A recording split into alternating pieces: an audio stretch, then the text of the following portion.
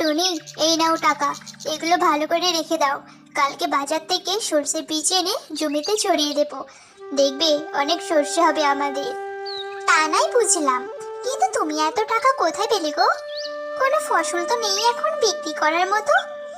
আরে, আমি তো এই টাকাগুলো কালুর কাছে ধার করে এনেছি। ফসল বিক্রি করে তাকে আবার ফেরত দিয়ে দেব। ঠিক আছে, চলো এখন ঘুমিয়ে পড়ি। সকালে আবার অনেক কাজ আছে। আর তাদের ছোট্ট ছানা টুনটুন আগেই ঘুমিয়ে পড়ে। এরপরে সকাল হয়ে যায়।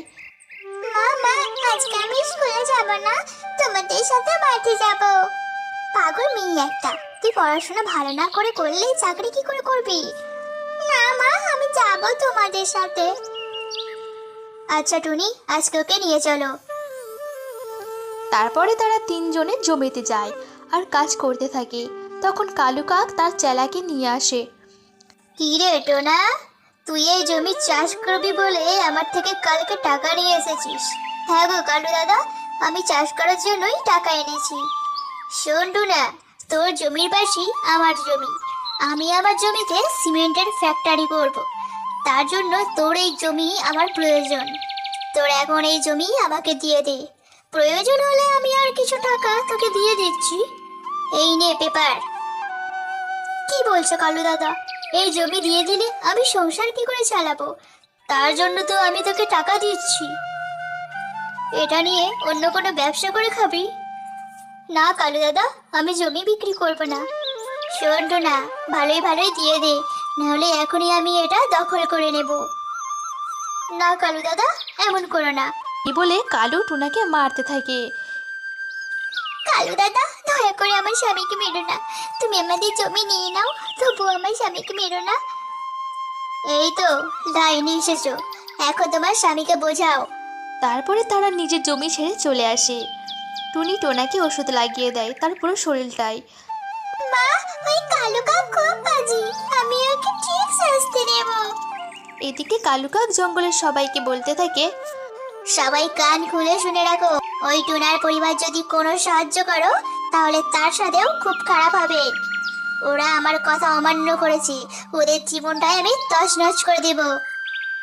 কালুর কথায় সবাই ভয় পেয়ে যায়। মা, 2 দিন হয়ে গেল আমি কিচ্ছু খাইনি। কিছু খেতে দাও মা।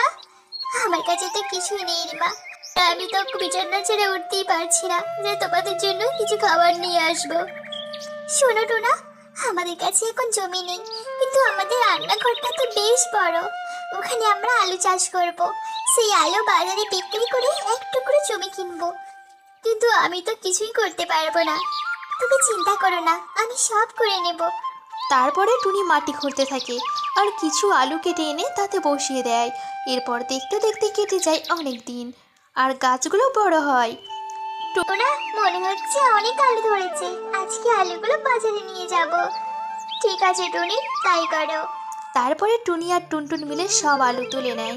এরপর টুনি সেগুলো বাজারে বিক্রি করতে থাকে। সেগুলো কালু কাকের নজরে পড়ে যায়। এদের তো কোনো জমি নেই, তাহলে এই আলু কোথায় পেলো? আমাকে তো এদের বাড়ি গিয়ে দেখতে হয়, কি রহস্য। তখন কালু টুনির বাড়ির দিকে যেতে থাকে। এদিকে টুনি আলু বিক্রির টাকা নিয়ে বাড়ি ফিরে। এই কি কালু দাদা, তুমি আমাদের বাড়িতে কেন এসেছো? তোদের তো কোনো জমি নেই, তাহলে আলু কোথায় চাষ করেছিস বল আমাকে। এসব কৈফিয়ত আমি তোমাকে দেব না। তখন কালু রান্নাঘরে আলু গাছি দেখতে পায়। ও, এই ব্যাপার। আজকে থেকে এই বাড়িও আমার। তোরা এই বাড়ি ছেড়ে চলে যা। না কালু, আজকে এর একটা বিহিত করেই ছাড়বো। এমন বলে টুনি বাড়ি থেকে বার হয়ে যায় আর কালু টুনাকে আবার মারতে থাকে। তখন টুনি পুলিশ নিয়ে বাড়িতে ফেরে। কালু, তোমার নামে অনেক অভিযোগ আছে। তুমি গরিব পাখিদের ওপর অত্যাচার করো আর তাদের জায়গা জমি দখল করে নাও। এই বলে কালু কাককে পুলিশ ধরে নিয়ে যায় আর টুনিও তাদের জমি ফিরে পায়।